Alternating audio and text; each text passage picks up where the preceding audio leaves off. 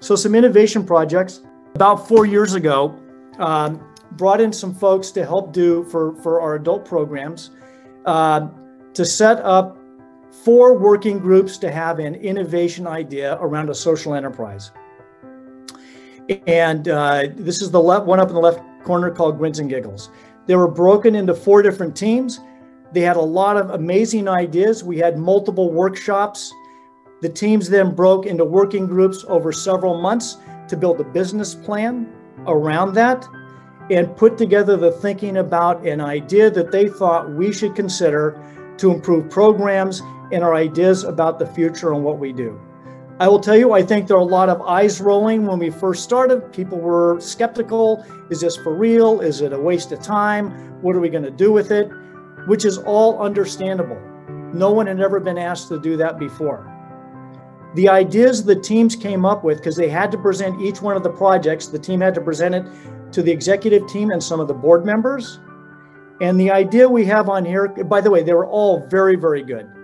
The one that we ended up selecting, Grins and Giggles, was taking advantage of one of the playgrounds and preschools we have, where we had a weekend birthday party celebration that was sensory sensitive, tailored for families with special needs children.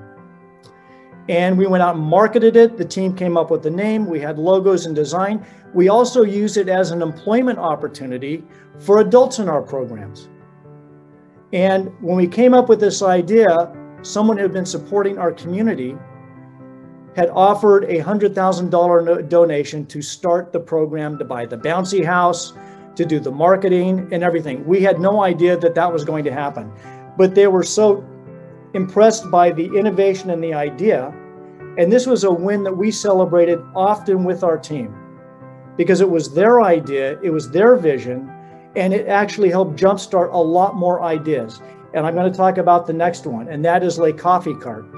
So there is a thread here. Grins and Giggles and that win led to the adult program team building a social enterprise called Pathways, where the folks within our program would select between a marketing track, woodworking track, cooking element to come up with a new business, and their business was Lake Coffee Cart. So they did everything in the program. They made Belgian chocolates, they had waffles, prepared the coffee. The cart has been to community events. This is obviously pre-COVID. Community events at fundraisers. They had folks that did all the marketing. They created the logo. We actually had community partners help us with the woodwork and metalwork, which is all new ambassadors now for our mission. And I can tell you there was as much happiness and pride when that launched with the staff who helped see that happen as there was with the individuals that were doing the work for Lake Coffee Cart. And we're really proud of that project, and we've expanded on that. Another one was around internship recruitment. So we went out to a lot of our local colleges and universities to develop an internship pipeline. There was a lot of resistance in the beginning because I think most staff and managers thought it would be a time drain, not a benefit. We, pre-COVID, were averaging well over 24 interns every summer. We had interns reach out from USC, from Tulane, from University of Michigan, along with local universities, colleges, Sac State. We had somebody come down from that. And what the interns ended up delivering was a lot of enthusiasm, excitement for our mission.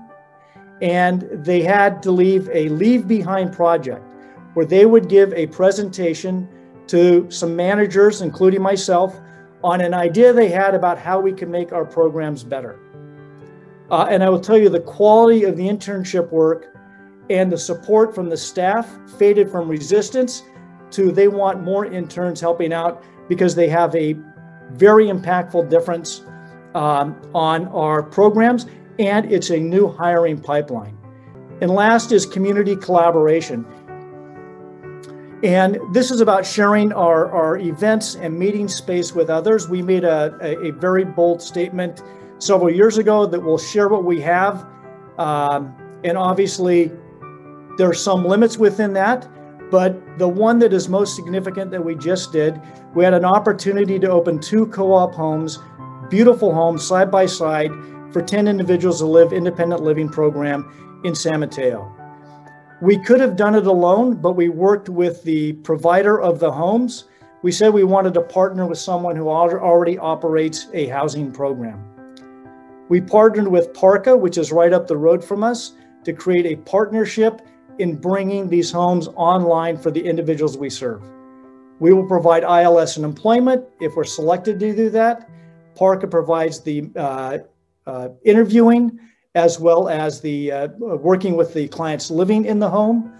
And GGRC bent over backwards to work with us to find out how to structure this unique arrangement in their catchment area because it had not been done before. So there was a lot of challenges along the way. It took well over a year to get that agreement done. We now have 4 individuals in the home. We should be full by the end of June. But it was important for all of us to find new ways to partner and not be so precious about everything we do, because ultimately at the end of the day, we're here to serve others. And so there was a lot of innovation, a lot of people working hard to make that happen. And now we're going to have 10 individuals that have their own private bedroom, own private bathroom, and 2 beautiful homes. So we're excited about that.